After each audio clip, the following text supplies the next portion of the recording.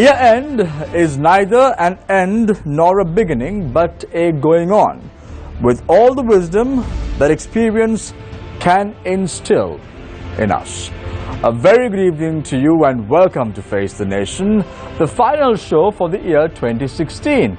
We thought it would be apt for us to discuss about 2016, the year under review. How must we really move forward in the year 2017? Tonight on the show, I want to feature three important panelists on our show. They've been very vocal, very bold on how Sri Lanka was acting in the year 2016. One is a human rights activist, the other is an economist, and the third guest this evening is a civil rights activist and also a good governance campaigner. Let me quickly introduce them to you. Joining us this evening is Mr. Lakshan Dias, Head of Transparency International Sri Lanka. Also joining us this evening is former Deputy Governor of the Central Bank of Sri Lanka, Dr. W. Jayawardena. Thank you very much, Doctor, for joining us this evening as well on the show. Also joining us this evening is Mr. Asoka Bekunawardena, Chairman of the Strategic Enterprise Management Agency as well as a civil rights activist. Let's start off tonight's show with Mr. Asoka Bekunawardena, Chairman of the Strategic Enterprise Management Agency. A very good evening to you, Mr. Abegunawardena. Nice to have you on board the final show of the year, and here we are. Let's talk about 2016, the beginning of this year. There was a rift between the Sri Lanka Freedom Party as well as the United National Party on certain issues. They could not reach a consensus by the start of this year. Many people viewed it as a salad. Where does the two parties stand today? Your time starts now. Yes, actually at the beginning of the year, people were expecting something to happen during this year, and the government had a special focus on constitutional amendments to have a breakthrough in that arena, and also people were expecting that while accommodating the short-term concerns, in which direction the economy and the key sectors will be directed. So long-term planning was a key issue we were expecting, but as you quite rightly pointed out, this is a complex situation. We call it a national government with two major parties, a major party and a major fraction of another party, the second leading party, formed this government actually not after the presidential election, but definitely after the general election. So there are a lot of expectations, but I think the negotiations has not reached to a certain level that will deliver the results. We realized that by the end of this year, there were some documents published, presented to the Parliament regarding the constitutional reforms, where we were discussing about whether to abolish executive presidency or go for another amendment, or then the other sectors we had an understanding that there something should happen for the electoral reforms, and also the how we can manage the ethnic issue, how we can build up a consensus. So for those three, now there were certain papers presented, but those are not that specific for us to get a better understanding what will happen. So Mr. Abegunawardena, you are simply saying that the conflict and major differences between the two main political parties, the UNP and the Sri Lanka Freedom Party, still persists. Exactly, and not only relating to the constitutional amendment, but also in the other sectors. The core issue is the way I understand is that the UNP has come up with certain proposals for each of these sectors, but there were no counter proposals or their own stand as far as the SLFP is concerned. So the issue is the SLFP was just reacting to what UNP is proposing. So because of that reason, there is no constructive dialogue as such to reach a consensus or to understand the differences. Mr. Abegunawardena, in the beginning of this year, plans were being drawn for the two main political parties to draw up an agreement and work together at least until the first term of office expires. That's We've true. never seen an agreement of this sort coming through. Is it a verbal agreement, or is it a written agreement, or is it a hidden agreement? There was a MOU, memorandum of understanding between the two major parties, but midway during the last year, they realized that they have not attended to that matter. And then later on, President took the initiative and formed a subcommittee representing the key officials of the both parties to come to have an in-depth discussion and come to an understanding. Those discussions, I mean, they had few sessions, but beyond that, they did not proceed. So, as a whole, there's no constructive dialogue at all between the two major parties. Mr. Gunawardena, this year has been quite eventful as far as politics is concerned. We saw the UNP and the Sri Lanka Freedom Party somewhat working together, and then we saw Sri Lanka Freedom Party breaking away and then forming another party under the patronage of Professor G.L. Peiris. What is this? Is this a big burden on the shoulders of President Maithripala Sirisena, or is it a burden on the shoulders of the public of Sri Lanka? Well, so far there's no significant impact on that front, but we can see what will happen during the next year, because then we are looking forward for the local authority elections, which is not going to just appoint few members for the local authorities, but this will be a decisive indication what people think about the present government. So, whether this has a significant impact or not in the political arena will be decided during the next year. Thank you very much, Mr. Asogabde Gunawardena, Chairman of the Strategic Enterprise Management Agency, closely campaigned for the 2015 presidential polls as well, stood with President Maithripala Sirisena at that time. I will ask him today, as the day progresses, as the evening progresses, is he still standing on the same side? Also joining us this evening is Dr. W. Jayawardena, former Deputy Governor of the Central Bank of Sri Lanka. June this year was somewhat very eventful again for Sri Lanka. Why the VAT imposition came through. People viewed the 2016 budget being revised, after being revised again, and then revised again. Then people called it another salad. They thought the finance minister has not got his act together.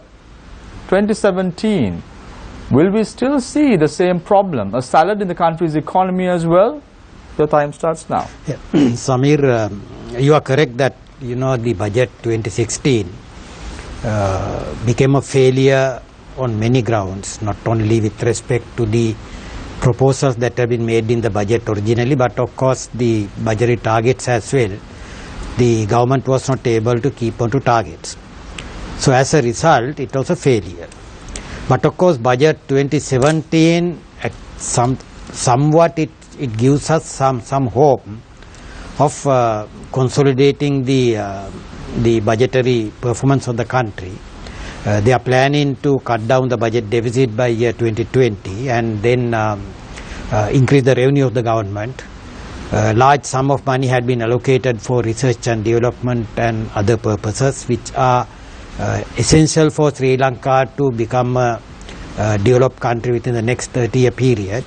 So the foundation had been laid in budget 2017, which we didn't see in budget 2016, Samir. So what I see today is that they have learned a lot from the failure in 2016, and they are going to correct it in 2017.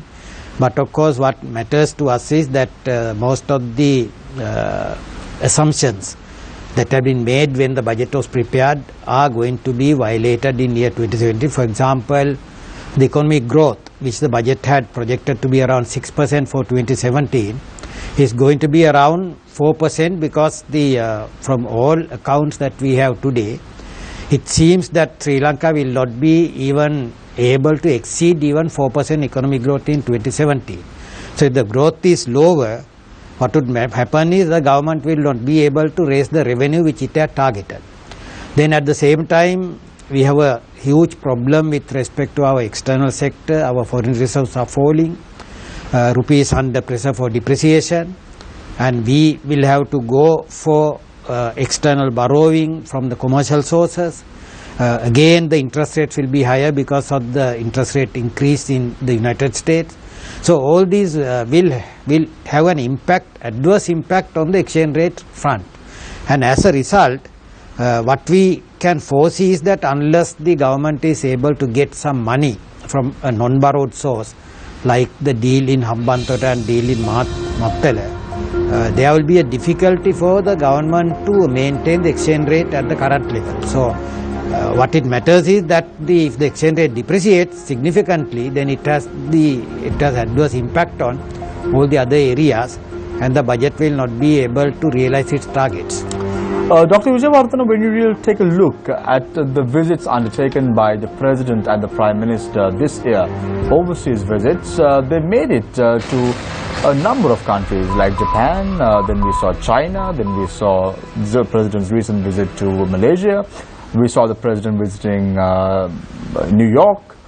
He had some very high-profile meetings with several key stakeholders of the world as far as the world economy is concerned. But we expected FDIs to flow in after these meetings, but did not happen. Why is that? The reason is, Samir, now it is actually a very good move on the part of both the President and the Prime Minister to visit all these countries. But of course all these countries have their own procedures. For example, they might commit something today, but it will take at least 12 months time for them to deliver it. So as a result, even though they had the promise that had been given to Sri Lanka government today, it will take some time for the promise to be realized by both countries. So that is why we are not getting foreign direct investments, as well as we are not getting anything, any bilateral aid immediately, and it will take time. And our current problem, Samir, is how can Sri Lanka live up to that level? We can't wait for 1 year to receive all these foreign aids.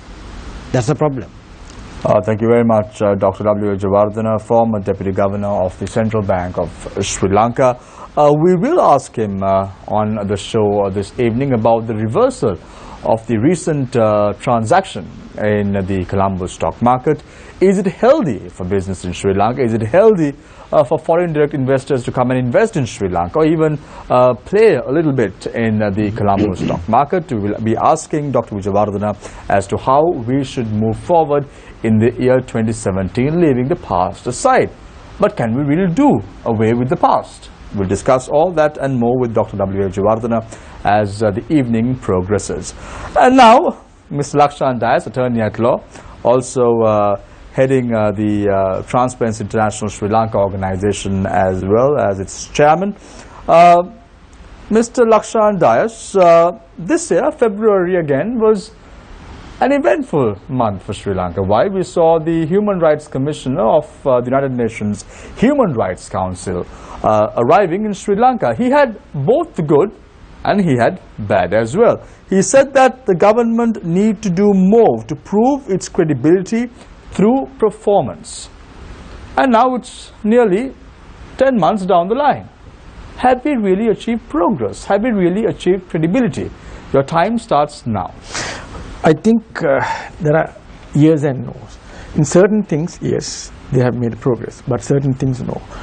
Now, when it comes to the human rights standards and quality of it, in few things like the government is being able to bring the disappearances office and Right to Information Act, which I feel something they are up to their promises. But in the other hand, they are still struggling on the sort of resolution or how to resolve the ethnic conflict and how to bring a new constitution where all the communities are treated equally. So in this aspect, and then also how to bring the reconciliation among the communities is also that kind of a task for them, which in my opinion they are slow in their progress. In the other hand, government has given very serious commitment for things like okay, they want to ensure that there won't be any disappearances in future. So that is something I think that government is committed and they are going to fulfill. But in the other hand, they were not being able to fulfill the expectation of minorities in this country, because minorities had a lot of expectation when they bring the government in 2015. In my opinion, minorities are still having doubts whether the present government will fulfill their expectations. Mr. Das, do you see serious commitment on the part of the government of Sri Lanka as far as human rights, accountability issues that took place during the last days of the war is concerned? Well, I think government has different approaches. I don't think they will go publicly talk about the whole issue of now. There are two sides. One side, they want a very clear accountable process, including international presence, international courts, and then using criminal justice for those who have lost their lives and properties. In the other hand, government also thinking long-term process where they can bring reconciliation among the communities, also thinking of economic development to the north and east. So this is going parallelly, and I think when it comes to the side of minorities, in my opinion, they are not satisfied yet. They have doubts. They have not feeling well about the progress of the government. Ms. Das, you speak about commitment. I want to drag your attention to the November 8th US presidential elections, where Donald J. Trump was elected as the next president of the United States of America. Come January, he will be taking oaths as the president of the United States. Now, President Maithripala Sirisena makes a request from the US President-elect. He reveals that he has already started negotiations with US President-elect Donald J. Trump, seeking help to avoid honoring a UN resolution that calls for an investigation into serious human rights violations in the last leg of the civil war. Do you see commitment? Well, I have this problem. I mean, I see this problem, and I also not very happy about it, because the need was not from USA.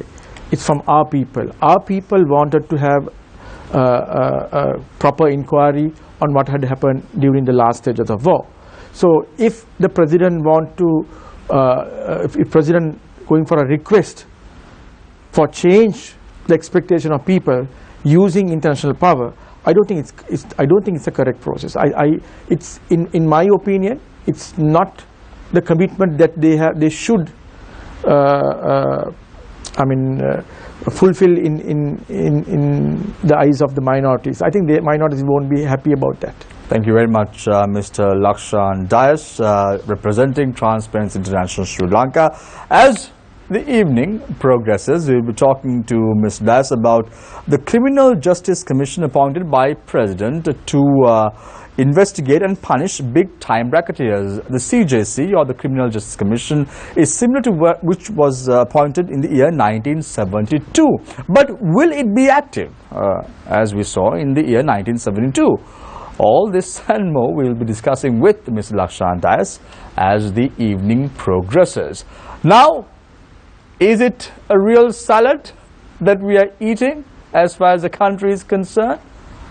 Let me introduce our journalist this evening. On to my right, usually sits Nadim Majid. I have transferred him to my immediate left today. Thank you very much, Nadim, and nice to have you on board. It's always good to keep you at a distance when we're talking about salads and so on and so forth.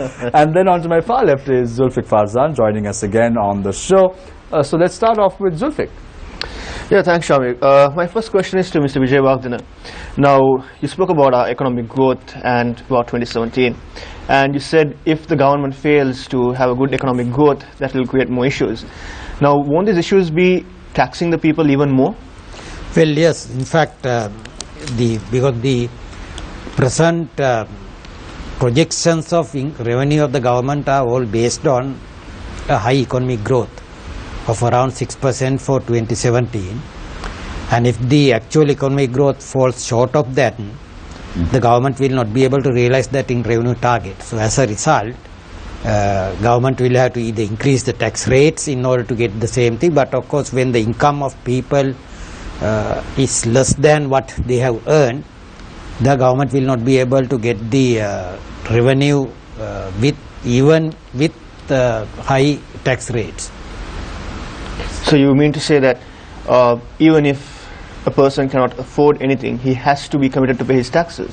Yeah, I mean the expenditure side is already fixed and we cannot change that right now. And of course with the new type of expenditure programs the government has introduced, they will have expanded the expenditure side. So we will have to now raise the revenue, and if the government is unable to raise the revenue, there are two other alternatives. One is to borrow from the local market, or to borrow from abroad, or both. And if the borrowings are not sustainable, then there is a third alternative called the central bank can print money. And all these three options available to government to meet the expenditure program are all disastrous for the economy in the long run. As a senior banker yourself, now you mentioned three alternatives. As a senior banker yourself, let's say in 2017 our economic growth is not favorable. What alternative would you recommend that the government take? In fact, the banks cannot do anything about the economic growth because the banks are simply facilitators of economic activities of the economy, a country, and they cannot do anything about the economic growth. What matters to us today is that the growth has slowed down mainly due to the adverse weather conditions, number one. Number two, our exports are falling, and as a result the export sector is not doing well. And as a result, there's a major impact on the revenue income of the people of the country. And with all these built-in shortcomings in the economy, there's nothing which the government can do in the immediate future. Mr. Dias Singh, on the subject of banks, come March 2017, it will be 2 years since the central bank bond scam was first exposed.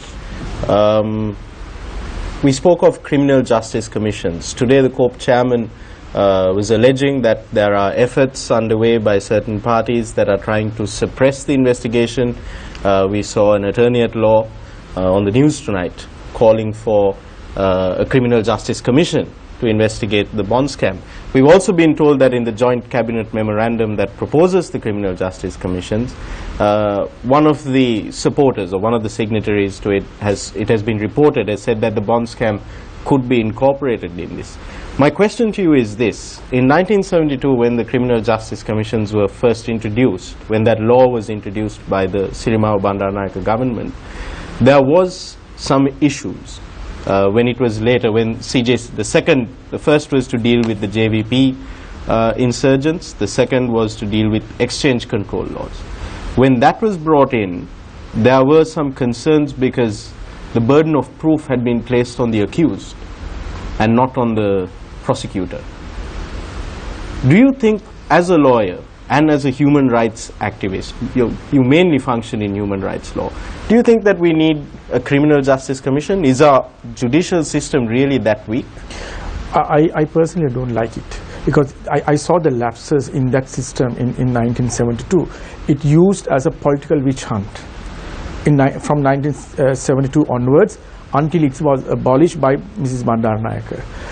In the early stage, it was used to a process that expedite criminal justice system, where the large number of JVP young people who in the insurgents and who was either released or they were given jail terms. You know, it's very clear. But later on, it has been used to go for witch hunt, political witch hunt of the opposition. And when it comes to that particular law, I mean, there are things that where you can use cannot use evidence ordinance, or you can. It trumps the evidence ordinance. But Mr. Dias, at the same time, while there are concerns on the rights of the accused as well, but at the same time, the people in this country are looking for justice. They want wrongdoers to be punished. Exactly, I agree with you. But So- this is where the dilemma comes. Now, in my opinion, our justice system, our judiciary is good to resolve.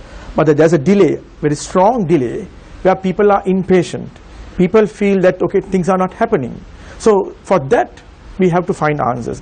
For me, the Criminal Justice Commission is not the answer. The answer is the expedite process within the existing judicial process need to come out. Now, the cases are delaying or cases are stagnant within the Attorney General Department is something that we need to attend. That's something we need to address to, but not the But how do you address it? Because we keep saying we need to address it, and we've been saying that we need to address it for as long as we've had the Attorney General's Department, pretty much, or at least in the past 10 years at least, or past 20 years. We've been saying we need to address this massive backlog of cases. The Attorney General's Department is understaffed and underfunded, and it is unable to function. We keep saying this, but nothing is happening. So in that backdrop, don't you think that criminal justice commissions are a viable alternative? Yeah, I think it's a viable thing if you take in the short term, right?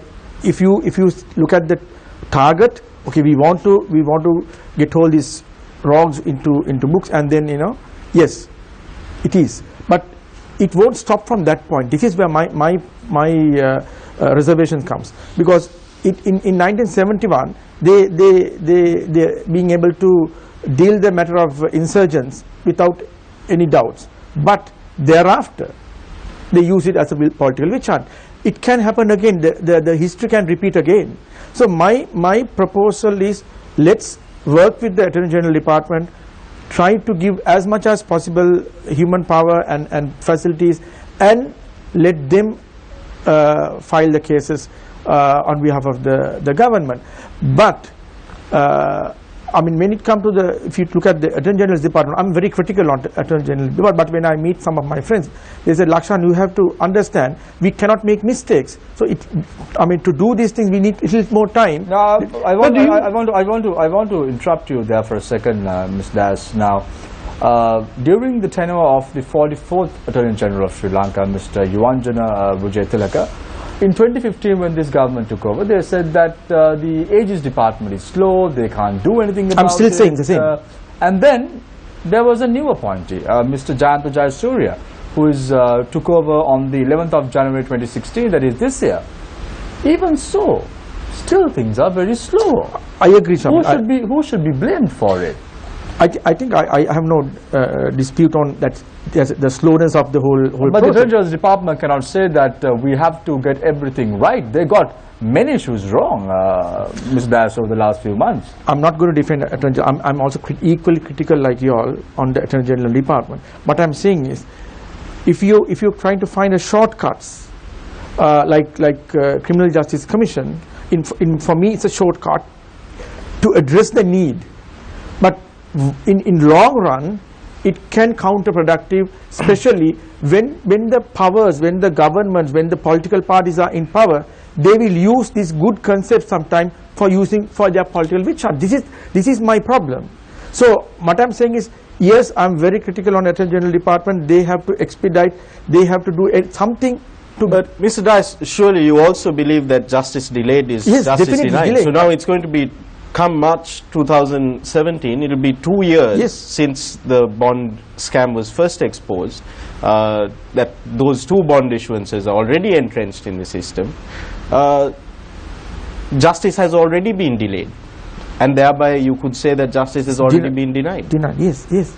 Now I think I am completely agree that maybe the government expectation, the putting it to the Attorney General Department, that it will go through the same delay process, so it will take 4 years, and by the time the new government will come. But for me, I think it cannot happen. I mean, we have to see something very tangible, very clearly in 2017 from the Attorney General Department. There are 30 to 40. Mr. Das, do you feel that the Attorney General's Department is politicized? Well, there can be. I mean, in the past it used. But when the new Attorney General comes, I had some hopes. There are some members of COPE and in fact the chairman of COPE who have insinuated that the government referred the COPE report to the Attorney General's Department, knowing that they could suppress the investigation through such action. Now, one thing. Do you think that the Attorney General's Department is still politicized? Generally, Attorney General Department are politicized. It's a politicized place. But I had a lot of hopes on this present Attorney General. I mean, his past records are very good.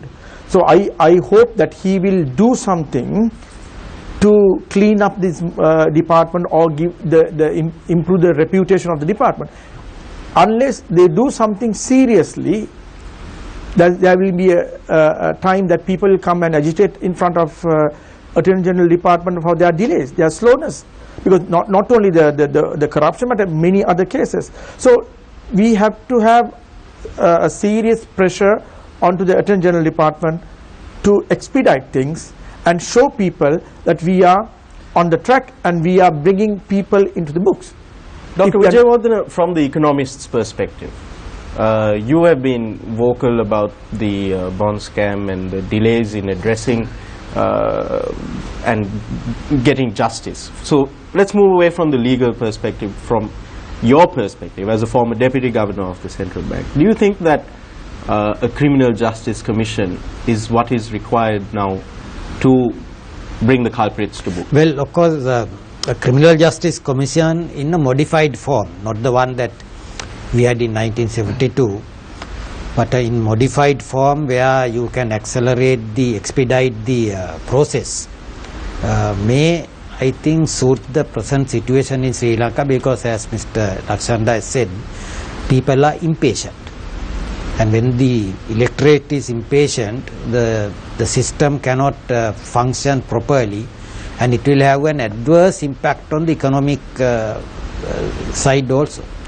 So we'll have to be very concerned about it, because Samir was asking us why the foreign direct investments are not flowing into Sri Lanka. Main reason is that people have no trust, and when investors do not have trust about the system in Sri Lanka, the legal system in Sri Lanka, that the country cannot protect the property rights, not the human rights, but the property rights of people, no one wants to bring its money to Sri Lanka. So that's the main problem. Dr. Wijewardena, almost 2 years now, come March it will be 2 years. The primary dealer at the center of the scandal is still a registered primary dealer with the central bank, still bidding for bond auctions, on bond issuances and on treasury bill auctions as well. Do you feel that justice has been done?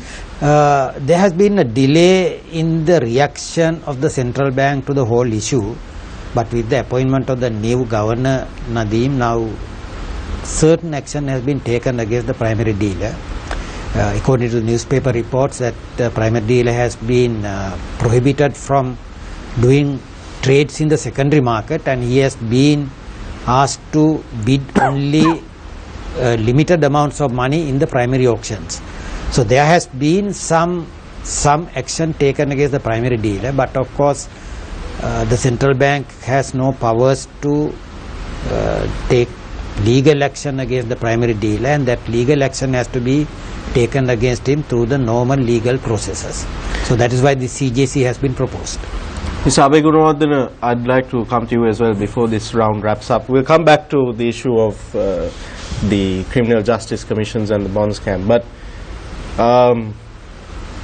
also almost more than 2 years now since the 100 days program was first unveiled to the people of this country, and on the 8th of January they voted for it, for President Maithripala Sirisena and the unity government that was proposed and the 100-day program. Come June, July, it will be 2 years since the 20th Amendment draft was first introduced.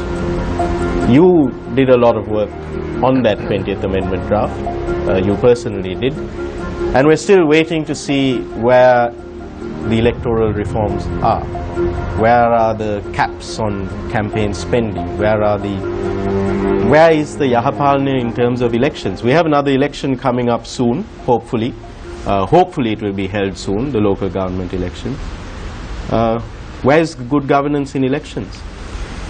For the local government, actually, the formula used will be a different one, which was initiated by the previous government, which was called the Dinesh Gunawardena Commission report.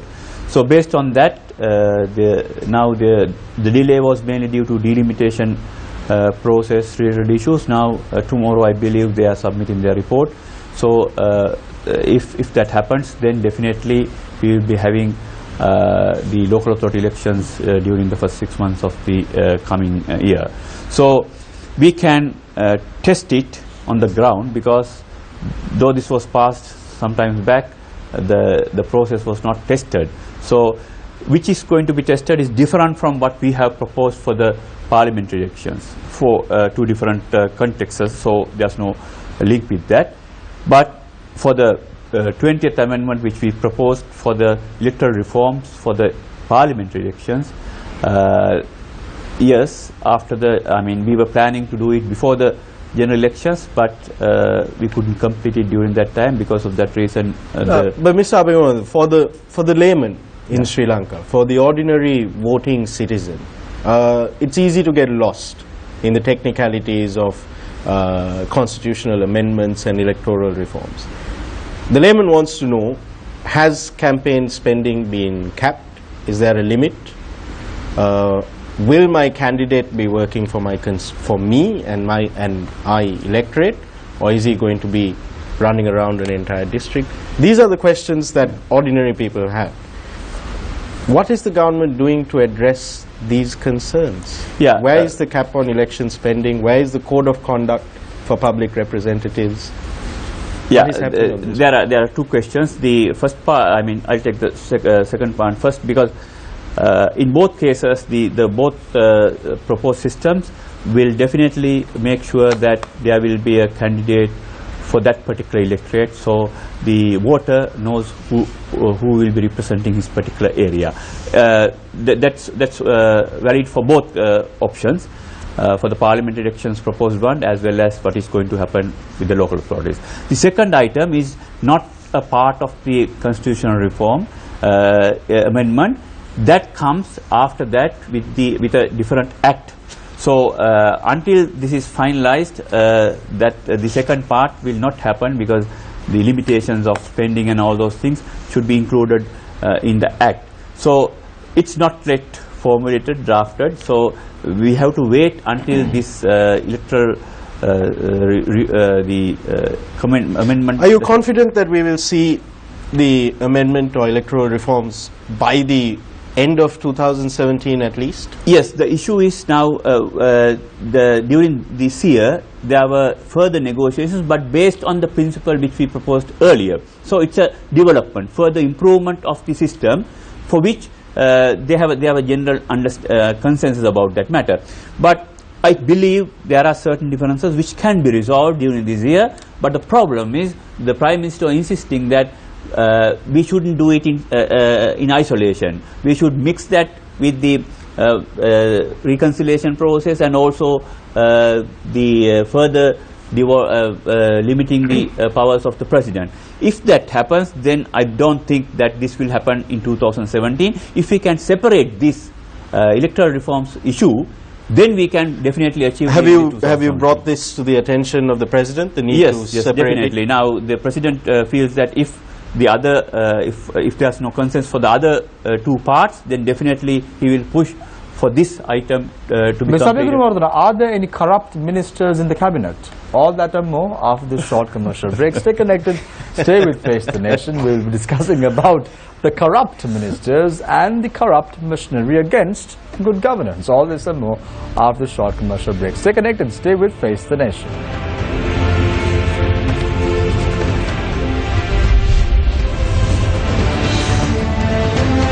Welcome back. This is Face the Nation, the year under review. That's our topic of discussion this evening. Let's focus our attention to Mr. Lakshan Dias, heading Transparency International Sri Lanka operations. Mr. Dias, interestingly, you said that you had a lot of hope on the Attorney General's department, the Attorney General himself. However, he has not been successful enough. What do you really mean when you say that he has not been successful? Well, what I said about his past records, I mean, he was kind of one of the most reputed officials within the department. But once he appointed, what we thought is he will expedite the process. The speed is not there. The same slowness is going on. So this is where the people are impatient, we are impatient, and we are slowly losing our credibility. That's so sometimes we are asking our friends what's happening inside. So I mean, they won't reveal. But Mr. Das, the president himself had raised concerns saying that the Wasim Tajuddin murder case, investigations are slow, charges are not being filed properly. Then comes the case of Avantgarde. Then comes the case of Basil Rajapaksa's somewhat acquittal, but the charge sheet being withdrawn by the Attorney General's Department and being re-indicted. They are getting everything wrong. And this is the Attorney General's Department that we're talking about. We're talking about investigations. We're talking about time. Obviously, time is being spent. I think we can't forgive on those things. We have to see. I mean, that is something really a mistake from their part. You can't say after 2 years that I made a mistake in a case like Basil Rajapaksa. So what I see is more than inefficiency. I see that there are some issues within the department which I don't know whether they can come publicly. Maybe political pressure. I have very strong doubt there can be political pressure. So if there is a political pressure like that, then I think we cannot have any hopes for. So we're not going to see any light at the end of the tunnel as far as these investigations are concerned. Yes, I'm sharing the same sentiments like you, because those who were supported to bring this government, this so-called good governance government, we had big expectations of a new good governance system and against anti-corruption, and we thought that they will bring all the culprits into books and they will be charged, but nothing happening for last 2 years. We were struggling. We don't know what to do. Some of our friends want to go file cases against the Attorney General Department for his inaction. I mean, in general terms, you can file writ of mandamus against the Attorney General Department if we feel that there is inaction. So people are preparing for that even, because they found that things are not moving the speed that they expect. That is there. That is there. So on the 8th of January 2015, the President and the Prime Minister said that the judicial system is independent, and according to you, it is not independent anymore. Judicial system, I mean, when it comes to judiciary, we feel is much better. Really? No, it's all about making it better. Is it independent, yes or no? There is no word in between there. Judiciary independent, I have no doubt about that. But when it comes to the Attorney General Department is under the government. It is not within the judiciary, because it's one of the government department. Even though the Attorney General needs to be an impartial person who can look at the people's side as well as to balance the government. But we have to remember that it's a government department. The Attorney General is the head of a department, and he's under a ministry, or as in the past, president. So this political manipulation or political... But the Attorney General this time around was appointed through a constitutional council. Yes, but he's the head of a department. Now there are a lot of other departments or even the security forces. They are appointed with the police department. The police IGP was appointed through the consensus of the constitutional council, but he's the head of a department and he is under the Minister of Law and Order. So this is where the problem comes. Attorney General also need to listen to the government. So let's say there is a discrepancy or an activity that the Attorney General's Department is suspicious about. Can they file charges independently? Or must they consult the government? Well, this is where the whole issue comes. Yes, they have to file cases independently, but in practice, they also consult the government. It happened in the past as well. There are very rare situations that Attorney Generals were exactly independent and never consulted the state. Now we have to understand this system. This is where we need a different system. Maybe like something like US or some other. There are the examples as well where we need a total independent prosecutor. Independent from the government. So then you can expect something really independent. But at the present system, the Attorney General is under the government, even though he has to be independent. This is where the problem comes. Thank you very much, Mr. Lakshan Das, who is also an attorney at law. I now move my attention to Dr. W. Vijayawardena, former Deputy Governor of the Central Bank of Sri Lanka. I want to drag your attention to a particular transaction that took place in the Colombo stock market. The BOC sale of Ceylon Bank's stake that took place just a week ago, which stood at 1.3 billion Sri Lankan rupees. The buyer is believed to be from Japan, with funds coming from Singapore.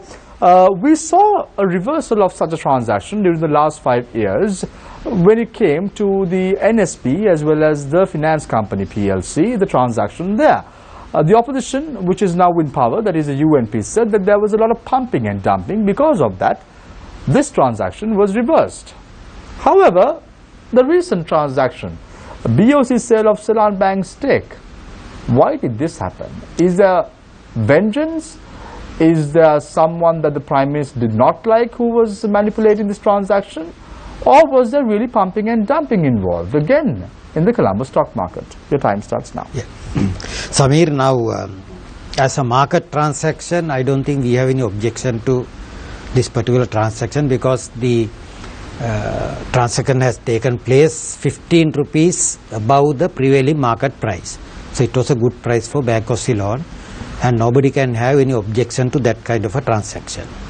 But of course, Bank of Ceylon is a government institution, and in terms of the Finance Act, whenever any government institution disposes of an asset of a magnitude, that particular government institution will have to get the cabinet approval.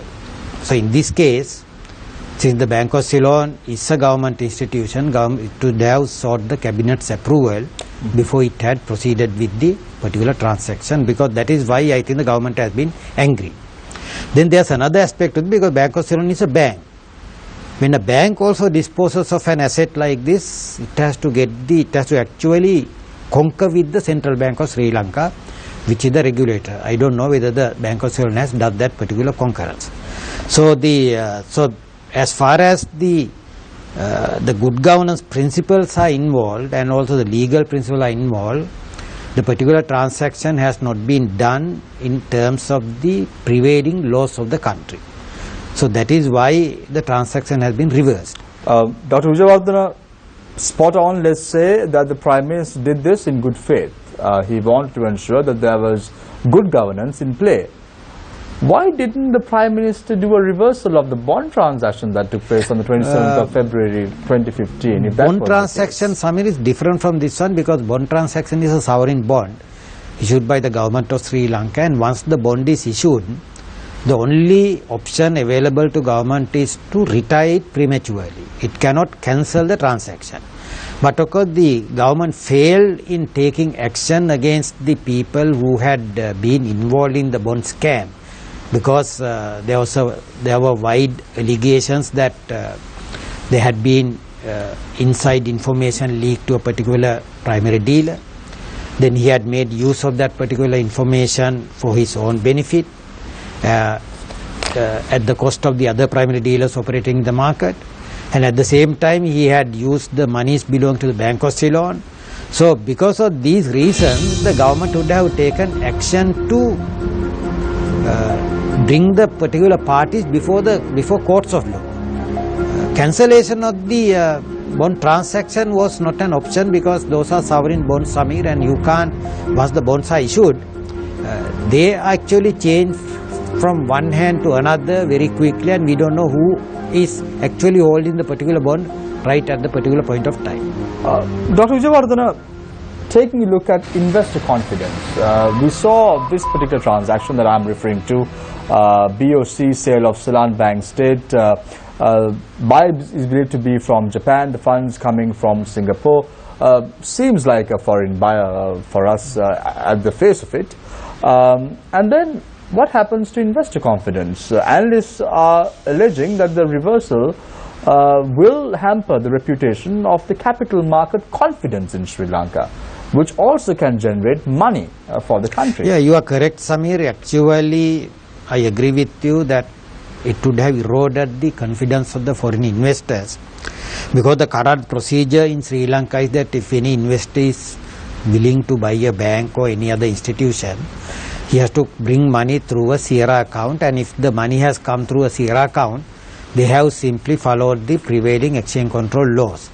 So when the transaction has been reversed on the ground that it has not been properly done or without the approval of the cabinet, it is actually the Bank of Ceylon which is at fault for not following the correct procedures, and as a result the instead of reversing the transaction, what the government should have done is to take action against the people in the Bank of Ceylon who are responsible for the violation of the law. Dr. Wijewardena, finally on the second round, the role of the Securities and Exchange Commission. When Mr. Tilak Siambalapitiya was appointed, people had a lot of hopes. Tilak Karunaratne was appointed, people had a lot of hopes on Mr. Karunaratne, saying that he will do justice. The pump and dump issues that cropped up in the early 2012 will be addressed. Then the Prime Minister made a submission to Parliament, naming a few individuals who were involved in the pump and dump incidents as well. However, nothing concrete has taken place in the year 2016 as far as the activities of the Securities and Exchange Commission. Yeah, that is again, I think, as Mr. Lakshandais has mentioned, it's a failure on the part of the Securities and Exchange Commission to take action against the people who had actually resorted to this kind of improper practices in the securities market. So the SEC has failed to do its job. So these are the things that we have to look at, and if the share market doesn't operate with the best practices which it has to follow, it always erodes the confidence of the investors locally as well as abroad. So there, I think the Securities and Exchange Commission has failed. But of course, in this particular transaction in the Bank of Ceylon, Samir, you cannot say it's a pumping and dumping, because it's a private transaction negotiated through a private party, and the private party has agreed to pay a premium of 15 rupees above the prevailing market price, and it was a good price for the Bank of Ceylon, but we still don't know one particular piece of information, at what price the Bank of Ceylon had purchased these shares of the Ceylon Bank. If it had purchased above 100 rupees, then of course it has sold the shares at a loss. Thank you very much, Dr. W. Wijewardena, former Deputy Governor of the Central Bank of Sri Lanka. A few weeks prior, the stock brokering firm which ensured that this transaction goes through would have been very happy. And the next day he realized, or he or she or any group realized, oh no, the Prime Minister reversed it. There is always some party that is aggrieved at every point of the race whenever there is a reversal or whenever there is a blow to good governance. And now we are in conversation with Mr. Asoka Gunawardena, Chairman of SEMA, Strategic Enterprise Management Agency. Mr. Abe Gunawardena, there were several ministers who were really vocal about ensuring that justice is meted out. The FCID accelerates its investigations on certain individuals. Those ministers were partly Champika Ranawaka, Dr. Raja Senaratne, Arjuna Ranatunga, as well as Field Marshal Sarath Fonseca. President Maithripala Sirisena also said to this group in May this year that he will give them a confidential briefing about what the FCID is doing. But this has not stopped these ministers from being vocal, and that only lasted for a few months. Beginning October, November, December, you didn't hear anything from these ministers. Someone has silenced them, or have they lost interest? The time starts now. Well, actually, the point is not that particular ministers was raising the issue or not, but the real issue is what's happening for those allegations or the charges made. So within that context, I think the core issue is that we were always trying to point out that the politicians are getting involved with these processes and making unnecessary interventions. But we have to understand that we have introduced certain independent commissions and other mechanisms, and we were expecting that these state departments and other agencies working independently.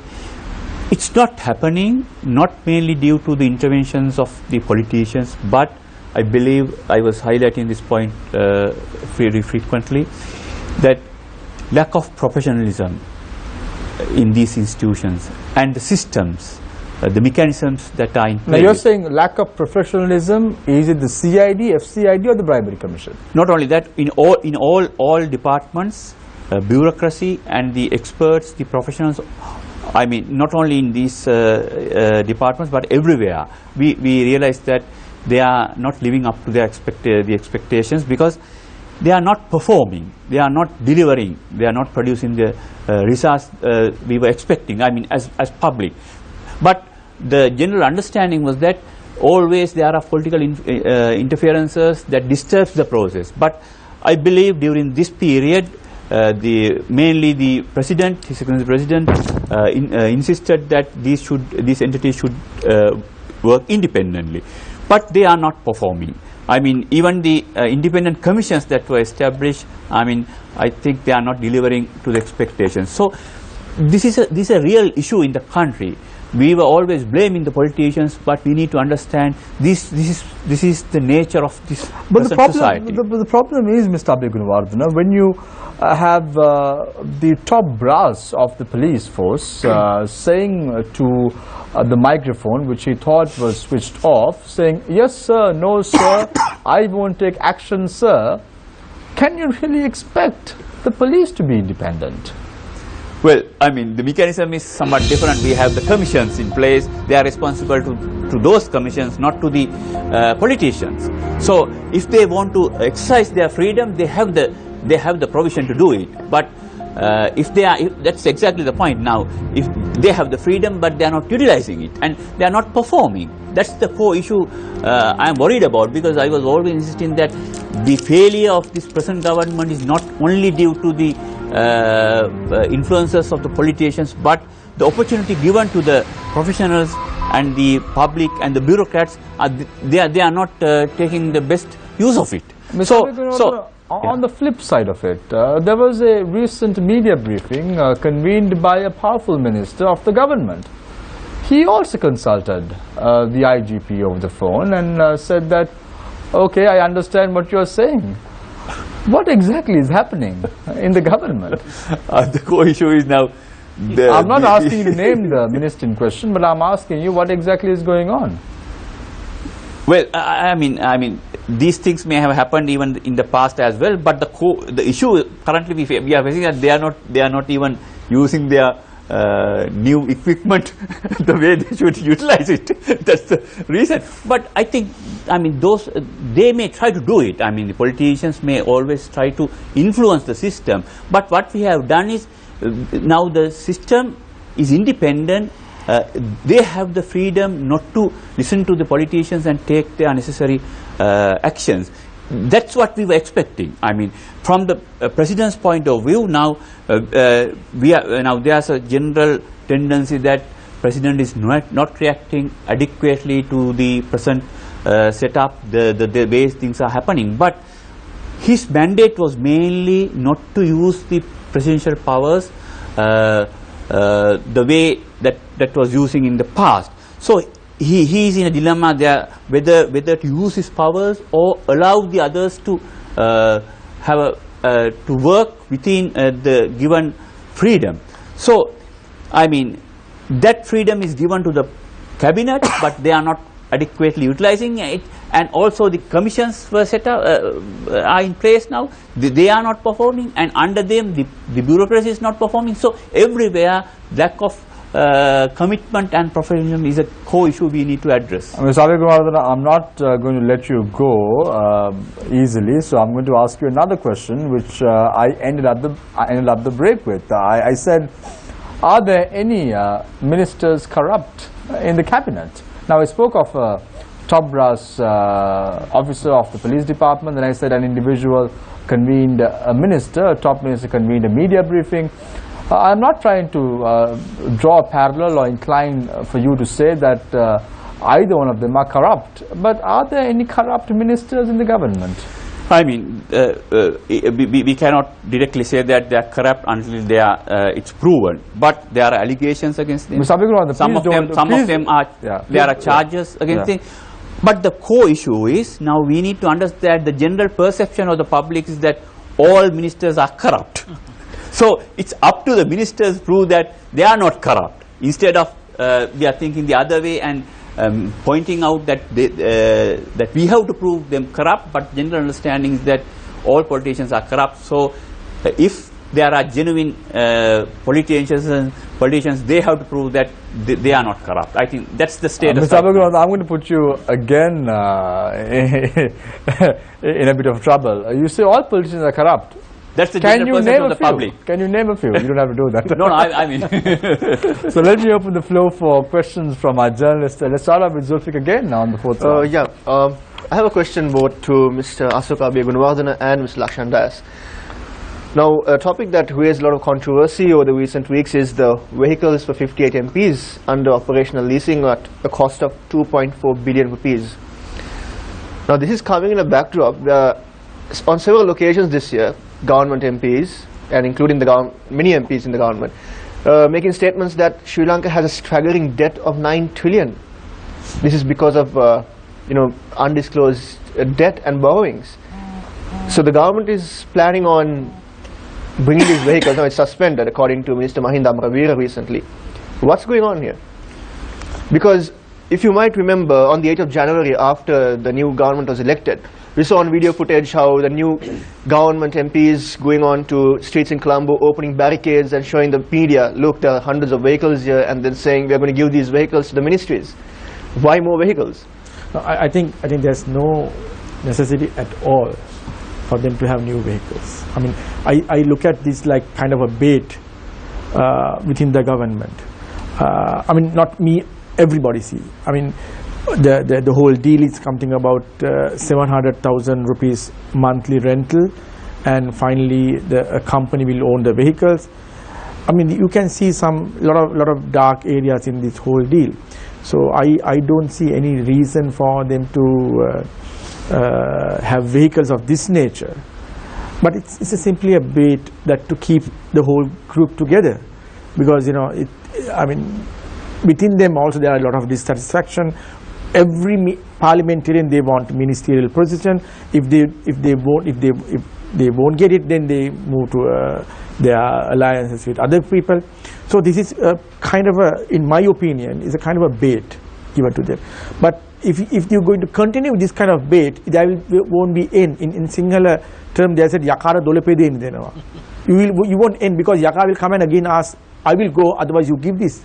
So if you are going even under this Yahapalana group, also if you are going for that kind of things, I mean, I'm not for that Yahapalana. I mean, he's not the Yahapalana we expect. So I think I totally disagree with this whole deal, whether it's cabinet approved or not. It's a different story. But Mr. Das, do you think that there is a prima facie case here for extortion? That the Attorney General can prosecute these people for extortion and racketeering? Yeah, I mean there's something need to be investigated, and if they found something serious, if it is found that members of parliament have been pressuring the government into getting vehicles, luxury vehicles, you can't. You can't say so. I mean, there's no maybe evidence. A recording on an audio tape. Yeah. That kind of evidence. Is that, and in your opinion as a lawyer, is that grounds for a prima facie case? If there is, yes. If there is, yes. But I think this is not come a kind of a threat like that. What I'm saying is to keep this greedy team of people together, you need always baits. This is the reality now. This is the unfortunate reality of this country and most of the South Asian countries as well. Mr. Abegunawardena, we were talking about the commitment of members of this government to good governance. It sounds like they're more committed to their stomachs and their luxury cars. Well, actually, we have two issues to discuss. Firstly, if they really wanted to show something, they should have not accepted those things. They should have done something else with the existing whatever available. That's the first thing. But second point is, there's no change in the system, there's no change in the faces. The same people who were in the parliament are now also in the parliament, because we couldn't change the electoral system as a whole. Where we were expecting that there will be new, more committed, genuine players coming to the parliament. So that has not happened. So it's not, I mean, we cannot expect just what they say. What we need, we need to have a mechanism in place to make sure that there are no corrupt people going to the parliament.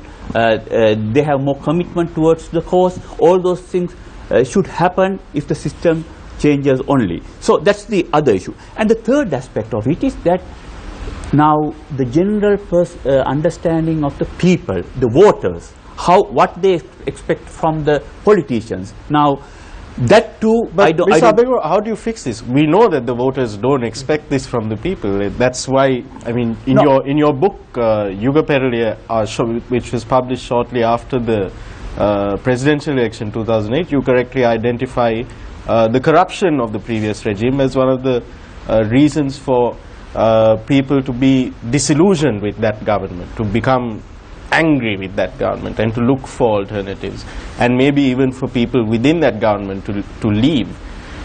So the people already know this. Now you're in this government, you're heading one of the government agencies. How do you fix this? Well, that's the point I was trying to explain. Now, I mean, if we say that the previous parliament was not clean, after the elections, the same people are there in the parliament because we failed to change the system. So we cannot expect something more than that which was there previously. So it's essential for us to change the system. Then only we can expect genuine players coming into the competition and also getting elected. Because as long as this system prevails, there's no opportunity for genuine players to come and win the elections. They already promised to change the system. That's exactly the point. 2015 January, in December 2014, they promised to change the system as soon as they come in.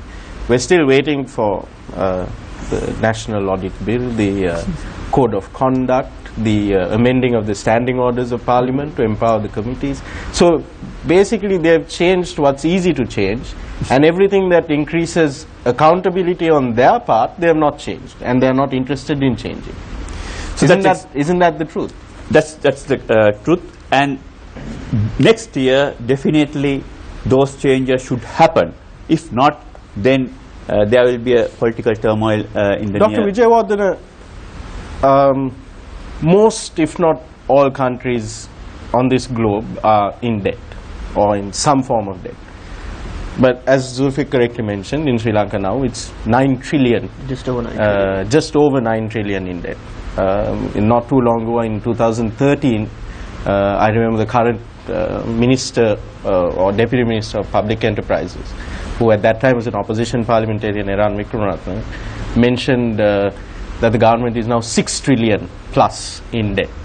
This was in 2013. 3 years, 6 trillion have become, so we've gone at pretty much a trillion, just over a trillion a year is the rate at which our national debt is accumulating. My question to you, as an economist, as a former deputy governor of the central bank, is Sri Lanka broke? Are we at the level where our debt is no longer manageable? Are we going to become another Greece, where the government can no longer afford to pay for essential welfare? Will programs like the Samurdhi, for example, is that no longer viable? Free healthcare, free education. Are we broke? Yes, we are broke. I mean, anyone who would look at the government budget will immediately realize that the government doesn't have resources to finance its expenditure programs. So we have to borrow money, and borrowing has been done by all the governments. Of course, you know, if you look at now, when the British left Sri Lanka, Ceylon, whole Ceylon in 1948, the total public debt was some 530 million. Now you are talking about trillions now, which was about 17% of GDP at that time. Today it is 9 trillion, 9 plus trillion, and 75% of GDP. At one stage we had more than 100% of GDP. And Sri Lanka is broke, Nadeem, because the total amount of money that we need to repay the debt and also pay the interest on debt is much more than the revenue of the government today. And if we don't borrow money more, we won't be able to repay those debt. So that is why we are accumulating debt year after year, and the main solution lies in the government to cut down its expenditure programs, unnecessary expenditure programs. But of course, as mentioned by Mr. Laksandais and also issue raised by him, and we find that the government is actually onto unnecessary extravaganza type of expenditure. So these expenses will have to be curtailed, and if they want to bring sanity to public finance of the country, the most important thing which the new government has to do is to cut down the expenditure programs, tell all the members of parliament and ministers that we cannot afford to go through this particular Dr. Vijay, usually for a family that goes into debt, or that for example, if the electricity charges increase or the water bills, they cut it down. We cut down, we tighten our bills, and we learn to manage with what we have. Do you think that the people in power are not doing it because they realize that it's not their money? Yeah, that's why. I mean, so they're perfectly just like happy to you know, you have a cookie jar. You put your hand into the cookie jar, you take out the cookies and eat. That's what is happening. So, yeah, you say, Dr. Vijayawardena, that it's about a cookie jar. You say you put your hands into a cookie and the jar and then have the cookies. Yeah. Who is doing that now in the government? Well, I mean, all governments, not only this government, all governments. That's what I said at the time of independence. Our public debt was in millions, just 17% of GDP. But today, we're going into trillions, and you say it's being added every year by trillion, no? Mr. Abhigunawardena, you said, when I raised the issue on these vehicles, you said that the faces that said that the system needs change came into power, and now there's a huge delay in changing the system. But doesn't it appear that these faces are now enjoying these luxuries and don't want to change the system? Yeah, to great extent that should be the motivation behind such changes, because they will suffer if the system changes. But anyway, the mandate is there. Now we are pressurizing, and to great extent there's a better understanding now regarding the new system, because it was not an individual case. It's a matter of how the seats in the parliament is distributed among the minority communities, the other differences, the social differences. So that's why that delay was there, because they cannot just say that, well, we have to go ahead with the existing one. But there were certain differences, there were certain concerns relating to the new system. Now most of them are resolved. So there's a better chance that that can happen during the next year. But if you are trying to do it combining with the other issues, which relates to the reconciliation issue and the devolving further power, further getting power from the executive presidency, if you mix those things, then we won't be able to finish at least one. So my concern is that we should do it, the electoral system reforms should happen during the next year, for which there's a firm case. What we have to do is we need to complete it. So hopefully, if we can do it during the next year, then are they really serious about constitutional reforms? Are they serious about electoral reforms? 2017 would we see anything really moving? Definitely, from the President's point of view, now he is pushing that if you cannot come to a consensus regarding the other matters, at least this should happen during the next year. So, but however, now dates are somewhat fixed. They say May, they say June for the local government polls. Yeah, so that's a different one. Is this going to come through with the new electoral reforms, or is it going to happen with the old electoral reforms? This new electoral reforms is only for the parliamentary elections, not for the the provincial council elections, nor for the local authority elections. Local authority elections, we have a new system which was based on the previous mechanism, which was called the Dinesh Gunawardena Commission 2012. report. It's a different one, but it's a better one than which was there earlier, because we have a firm member to represent the voters. Mr. Dias, I'll ask you this question, since we've already heard from Mr. Abe Gunawardena. We're talking about the commitment to good governance and to this. Surely the government realizes that you try to do too many things all at once, it's not going to work out. We saw this happening with the 100 days program. Maybe they were unable to do all of it because it was too ambitious. Do you think, or do you ever get the doubt in your mind that they are bundling all of this together and bungling it up because they don't want to see it become reality anyway? Well, I don't think so. My opinion is they want to go for constitutional changes, but the problem is how to get the 2/3 majority, because they also know the other part, that is the joint opposition, also trying their best to stop it. So why not do it step by step? Small victories that lead to a bigger and victory. then also for me the most concerned thing is the constitutional reforms. The constitutional reforms has to happen. I mean, otherwise we will take this whole mess for another generation as well. And when it comes to reconciliation, political power devolution, everything. But with this particular team of people, even though the government they say that they have 2/3 majority, I'm doubtful that they can achieve it. So that is why they are struggling with this team to achieve that. Do you think that they should do it step by step? Because you already promised electoral reforms. They're still waiting for electoral reforms. Get that done. Move on to the next one. Why this need to have all of it done at the same time and fail? Well, that's a promise to the people, especially those who are really looking for a new governing system, that they will bring a new constitution as soon as possible. So there is an impatience growing among those people as well, when the constitution is going to come. So they are trying to address it, but they know the political atmosphere is not that favorable for that. Especially they are losing the favor from the people, and people not only looking at the constitution, they are also looking at the corruption within the government also.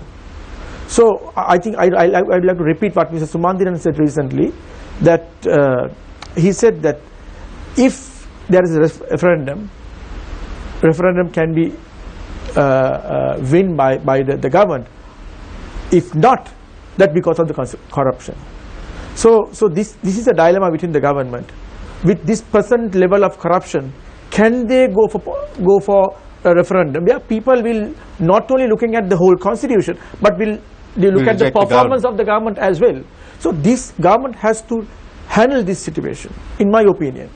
So for me, I also growing doubts within me, with this level of corruption, with this level of slowness, with this level of inefficiency, whether government can bring a new constitution and get it passed by the people.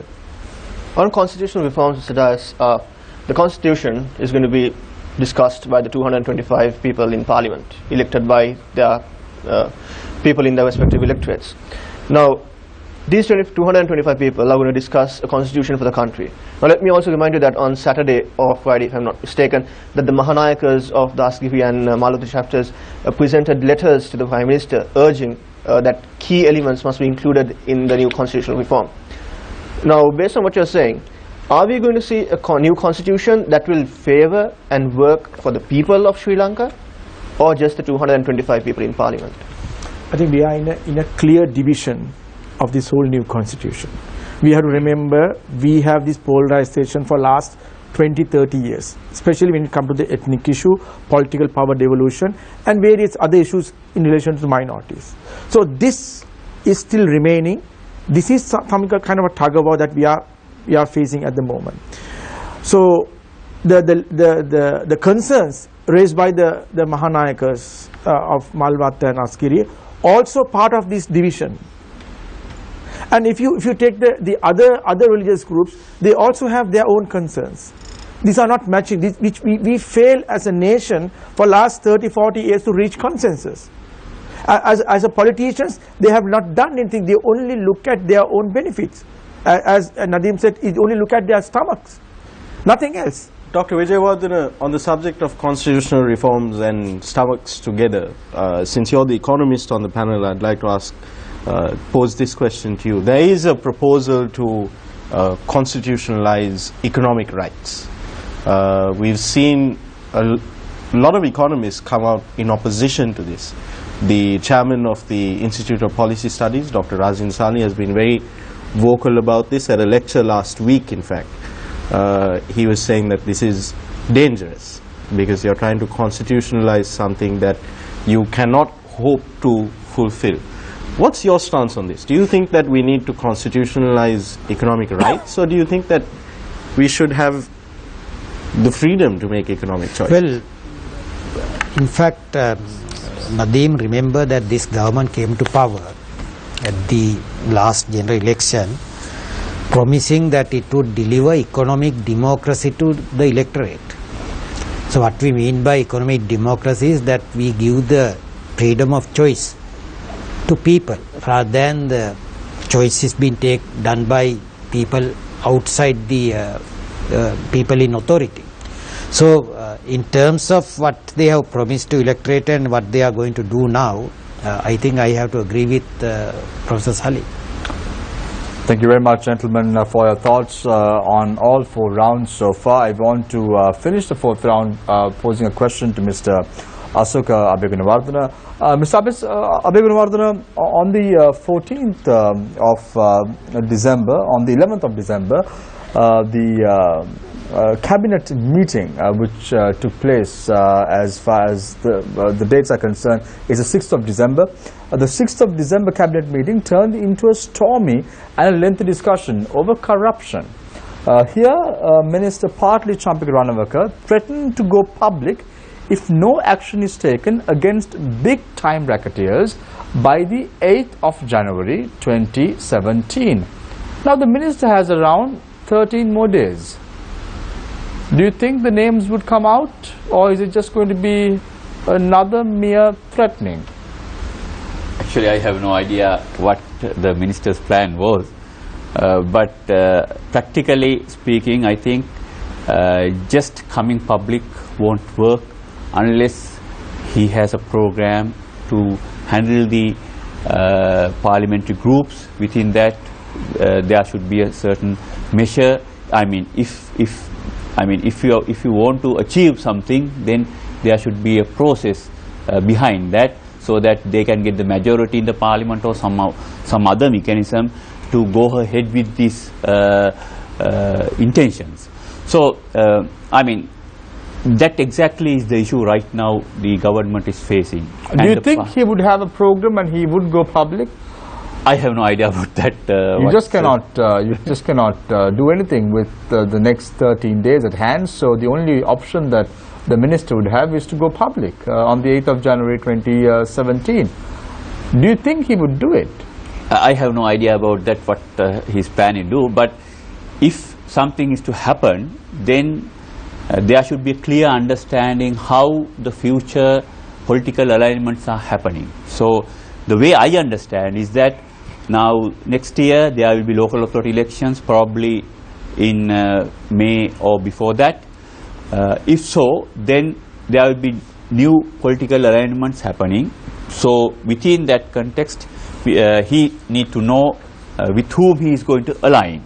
So that's from his point of view. But from the general public point of view, what we were expecting is that the two major parties coming together and having a long-term plan, at least the basic policy matters, having a consensus on that matter, so that the way is clear, the roadmap is clear, and who is going to govern the country is a different issue. So that's what the people were expecting.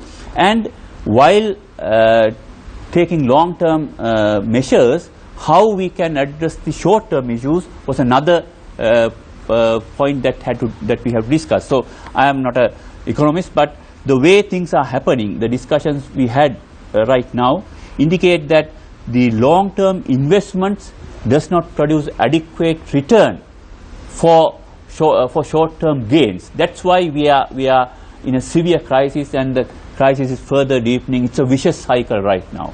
So if we are to take lending or foreign direct investments for addressing the short-term issues like exchange rate and other stuff, still for what we are investing and how we get the return, all those things should be considered while taking those decisions. So the issue is that the way that things happened with the previous government and even with the present government is that they are just thinking of their survival only, but no proper long-term plan while accommodating the short-term concerns. So that's the core issue we are facing right now. So on the political front, I think the alignments may change during the next year, because now we need to understand that the alignments may change. What are the options available for those who want to change their allegiance to another party or a person?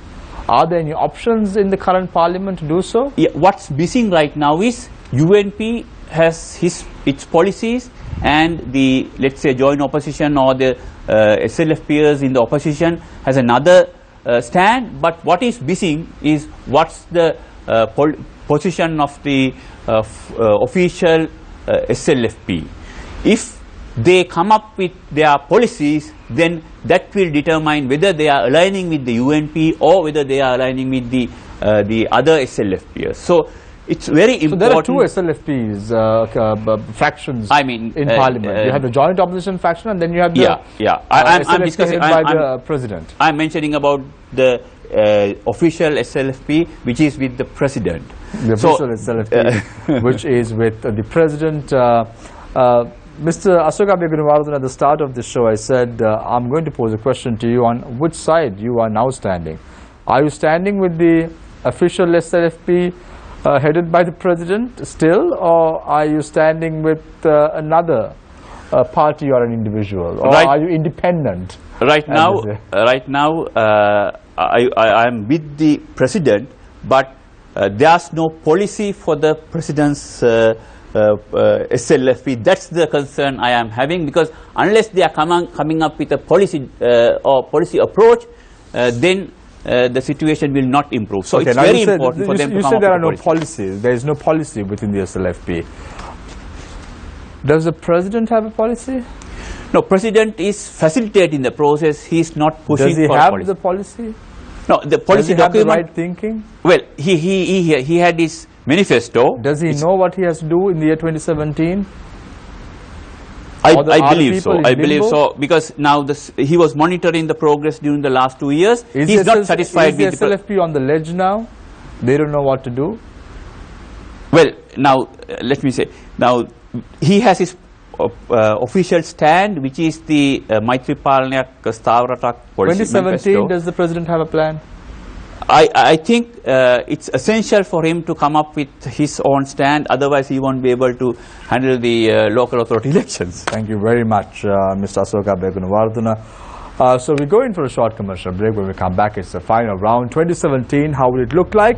We are no magicians, or are we no fortune tellers, but we will tell you what will happen realistically at the end of the year 2017. You never know where the coin is going to be tossed or who is going to win, but we will give you a prediction somewhat.